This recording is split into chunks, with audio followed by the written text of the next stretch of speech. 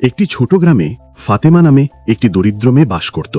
তার ঘরটি খুব ছোট ছিল, কিন্তু সেই ঘরে ফাতেমা এবং তার বাবার অপরিসীম ভালোবাসা বিরাজ করত।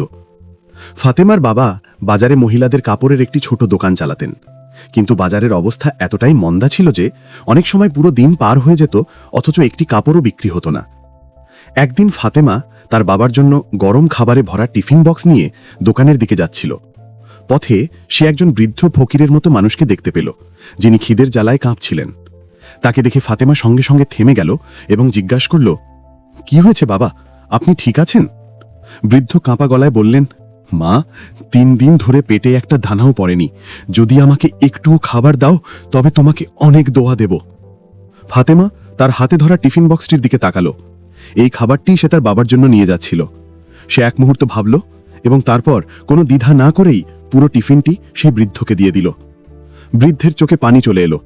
তিনি কাঁপা কাঁপা হাতে দোয়া দিতে দিতে বললেন, মা, তোর এই নেক কাজের জন্য আল্লাহ তোকে এমন বরকত দেবেন যে তোর ঘর থেকে কখনো রিজিক কমবে না। ফাতেমা মাথা নিচু করে সালাম জানালো এবং দোকানের দিকে দৌড় দিল।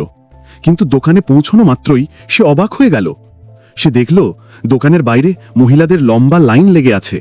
সবাই বলাবলি করছিল যে ভাই সাহেবের দোকানের কাপড়গুলো খুব ভালো।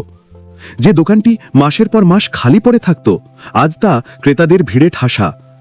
বাবাও অবাক এবং খুশি হয়ে বললেন, ফাতেমা, আজ তো আল্লাহ মেহেরবানি করেছেন। ফাতেমার চোখ আনন্দে চকচক করে উঠল। তার মনে তখন একটি কথাই বাজছিল, সৎ কাজ বা নেকি কখনো বৃথা যায় না। কিছু মাসের মধ্যেই সেই ছোট্ট দোকানটি একটি বড় ফাতেমা লেডিজ বুটিকে পরিণত হল। এটি ছিল বরকত, দোয়া এবং পরিশ্রমের এক জীবন্ত উদাহরণ। শিক্ষা: ক্ষুধার্ত মানুষ দেখলে সামর্থ্যমতো খাবার খাওয়াও, হয়তো তার দোয়ার মধ্যেই তোমার ভাগ্য লুকিয়ে আছে।